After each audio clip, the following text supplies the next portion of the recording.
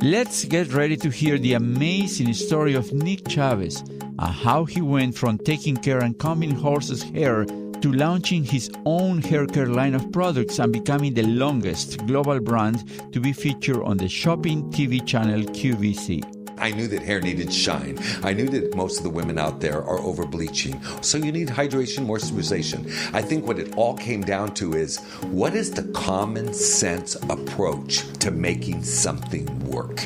Nick also owns and operates an iconic beauty salon in the heart of Beverly Hills, a meeting point for the rich and famous. Veamos cómo lo hizo.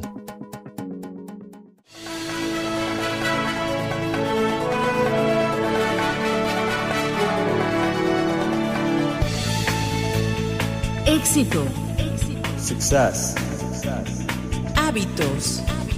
Habits. ¿Cómo lo hizo? How do they make it? Descubra las costumbres y secretos de los triunfadores. Discover the habits and the secrets of those who have succeeded.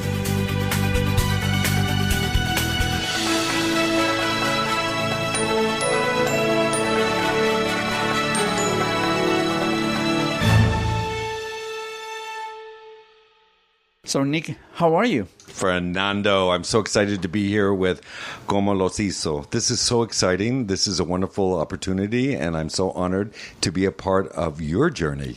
Thank you so much. This is really interesting, and to me, it's an honor to be with you, to be honest. And I enjoy it very much. I know you from before, but I think that we can talk about you because you are so amazing. To me, your story is so inspiring. So let's go for it. Thanks. So tell me about your beginnings. Were you born, and how did it go?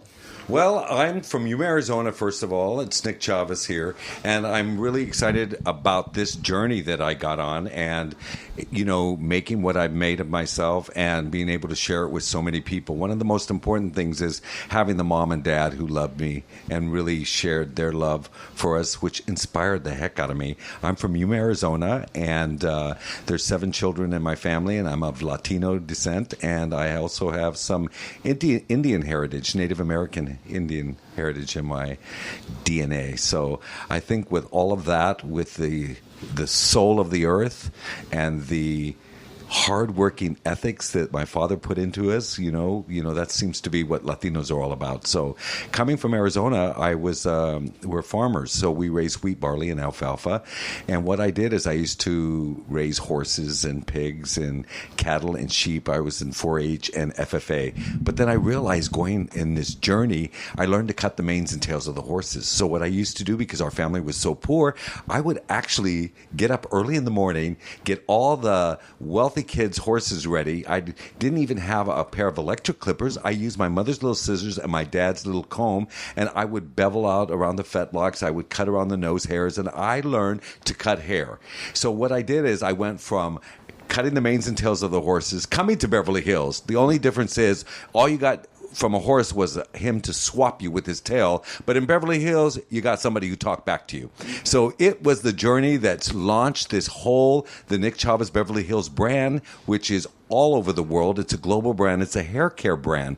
I'm in Italy, Germany, Canada, Paris, Australia, all over the United States. We're starting Russia soon. So this global brand has really been such a huge success.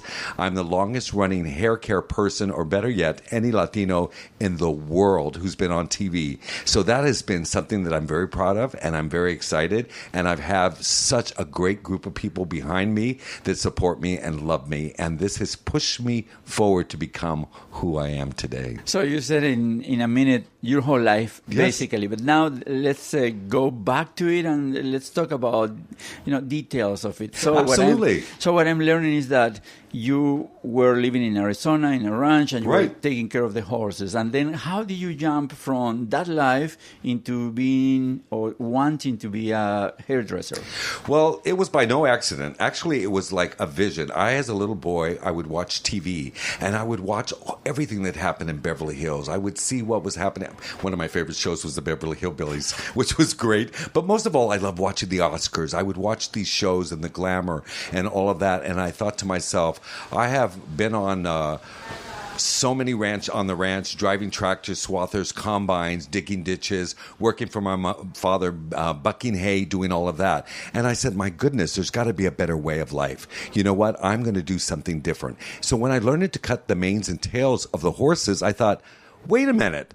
Let me get my cousins, and I'm going to give them a hairstyle. My cousin Priscilla ended up with like a Farrah Lopez, I called it, the Farrah Fawcett look, and I cut her hair. I cut all my brother's hair. I used to braid my sister's hair. How old were you at the time? I was like 12. 12. So I was at a young age. I knew. Where do you find out in your life in terms of were you sleeping, not sleeping, but at bed, at night? Or were you kind of a lonely guy? Kind of walking around thinking, how was it? I think probably it was all of what you just said. Being by yourself, being with the animals, being with the family, your friends were your cousins and your relatives. So I just knew that there was something different about me. I knew that there was another world out there. And I had a feeling that I was going to go somewhere and do something. I knew it at a very young age. I wasn't thinking, maybe I can do this. Whatever I did, I just knew that I had to be the best at what I did. When I would show my cattle at the 4-H and FFA, I had to be the best showman. When I would show my horses, I was the top 10 rider in the nation for years when I was showing at the NRHA reining horses. And I had some of the biggest champions in the world. And I realized I had to be the best with that. So do you remember when you actually went to your dad and you said, Dad, I need to leave, or I want to leave? How did it go? Because many of us Latinos, we have to actually call our dads and say, you know what, Dad, I'm going to have to leave. How was your story about it? It was really quite easy because my father was one of these men that really believed in his children. He loved us, and he wanted us to be the best we could be. And the other thing about him, he wanted us to live our life and to be happy. And I think when you come from that kind of background, it was such an easy... It evolved for me to be able to go, Dad, I'm going to go to Beverly Hills. I'm going to be a hairdresser. I'm going to do this. I'm going to do that. And he goes, okay, go ahead. Go do it. But be the best at what you do. That's awesome. And that was the inspiration, and my parents empowered us.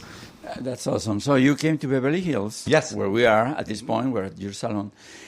Did you come with a lot of money? How did you? Are you kidding? So I came with my suitcase was a Glad bag. You know the Glad bag for the trash? Yeah. Threw some clothes in there, and I was sleeping on people's couches and doing their mother's hair at 5 o'clock in the morning, and for my room and board, and it was so great. And then I worked in a hair salon in.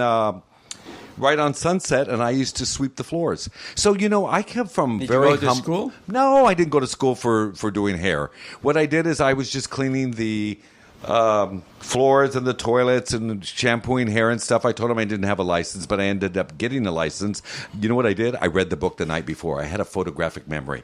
I was one of those lucky kids that, straight A's in school and everything, but I was kind of a little quirky. So that's what I loved about it. And I think part of that quirkiness, I wasn't looking for approval or being told you can't do something like that.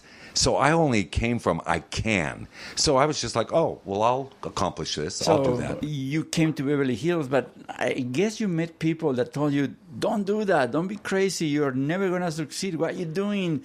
Do not do that. How do you deal with that? Did you find many people? Oh, my goodness. Are you kidding? Aren't most people full of fear? And I was one of those fearless kids because I didn't have any fear. When you don't have any money and you really don't know where you're going to get your next meal from, you start to realize, I have nothing to lose. Go forward. Be who you are. Make a difference. Make it count. But be the best that you could be. That's awesome. So you got into finally your dream of working for a hairdresser salon. Well, I never wanted to be a hairdresser. I wanted to be a horse trainer. Oh, my goodness. So that's what I loved more than anything. I loved mucking the stalls, cleaning the horses, getting them ready. Like I said before, they didn't talk back. It was perfect. It was a great time. All you would get the horses to whine a little bit. You give him a carrot. He was good. You'd brush his mane and tail, and they would just make little noises at you, and you would talk to them, and you would tell them what you were going to do, and they would just listen. That's what I loved about the animals. They love you unconditionally.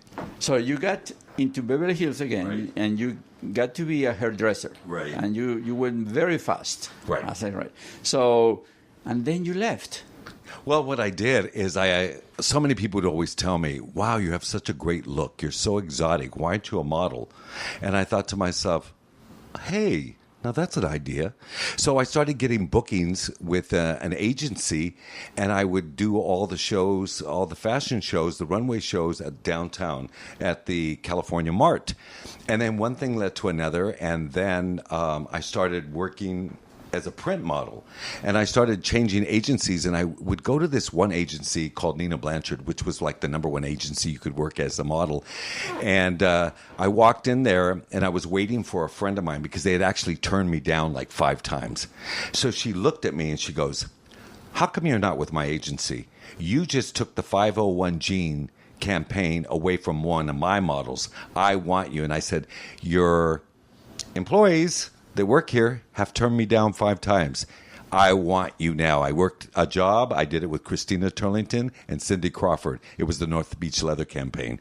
So from there, I went to Europe. I started working all over the world for Valentino, for Gaultier, for Dior, and that was doing runway. But then in those days, you were either doing runway or print. And then I started doing print modeling. So I was in Vogue, Mondo Uomo Vogue.